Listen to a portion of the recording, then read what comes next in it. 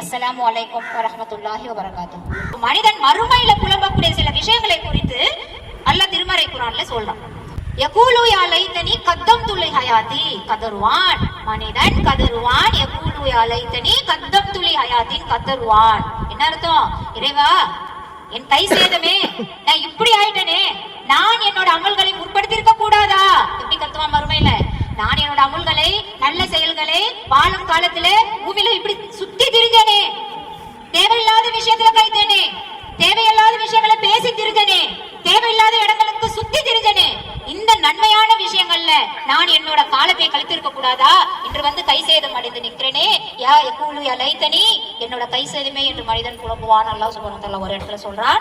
அடுத்தது என்ன சொல்றான்? யா லைதனி தகத்து மஅர் ரசூலும் சபீலா. அழகான மார்க்கத்தை கொண்டு வந்தாரு என்னோட ரசூல், அழகான பாதையை காட்டினாரே என்னோட ரசூல், அந்த ரசூலோட அழகான பாதையை நான் பின்பற்றிருக்க கூடாதா? இன்று நான் வந்து கை சேதம் அடைந்து நிற்கிறேனே என்று ஒரு புலம்பலும் மனிதன் புலம்புவான். யகூலு யா லைதனி குந்து துராபா. மண்ணுல கொண்டு போய் என்ன போட்டீங்களே, அங்கேயே மக்கி மண்ணா போயிருக்க கூடாதா? எதுக்கு அல்லாஹ் மறுபடியும் இந்த உயிரை கொடுத்து இங்க மறுமையில அல்லாஹ் முன்னாடி நிறுத்தி வச்சிருக்கான், நான் அன்னைக்கே மண்ணா போயிருக்க கூடாதா? அப்படின்ற ஒரு புலம்பலையும் புலம்புவான். அடுத்து, இந்த புக்கு நாளைக்கு ஒரு மறுமையில ஒரு கிதாபு கையில கொண்டாந்து கொடுக்கப்பட்டு இருக்குமே, என்ன புக்கு? எல்லாத்தையும் முன்னு விடாம படம் போட்டு காட்டக்கூடிய ஒரு கிதாப் நாளைக்கு அல்லாஹ் கையில வந்து கொடுக்கும் போது, நம்மளுக்கு மறுமையில கையில கொடுக்கப்பட்ட போது இந்த புலம்பல், இந்த கிதாப் என்கிட்ட கொடுக்கப்படாம இருந்திருக்க கூடாதா? மனுஷன் எப்படி புலம்புவான் பாருங்க. இதுக்கு என்ன ஆச்சு? ஒரு விஷயத்தை விடாம காட்டுதே, இந்த கிதாபு என்கிட்ட வந்துடாம இருந்திருக்க கூடாதா அப்படின்னு ஒரு புலம்பலையும் புலம்புவான். இன்னும் இதோட நான் மரணிச்சேனே, அதுவே நான் பெரிய நஷ்டம்னு நினைச்சேன், அந்த மரணமே இறுதியாக இருந்திருக்க கூடாதா?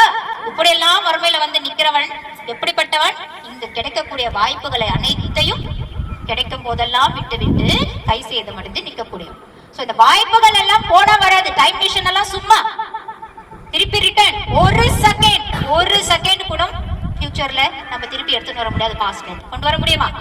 ஒரு செகண்ட் திருப்பி நினைச்சா கொண்டு வர முடியுமா? போன வாய்ப்பு, மிஸ் ஆன வாய்ப்பு போனதுதான்.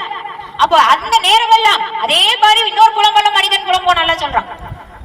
ஒரே ஒரு நிமிஷம் என்ன அனுப்பு, ஒரே ஒரு நிமிஷம் என்ன அனுப்பு. எதுக்கு கேட்பான் மனிதன்? கதருவான்.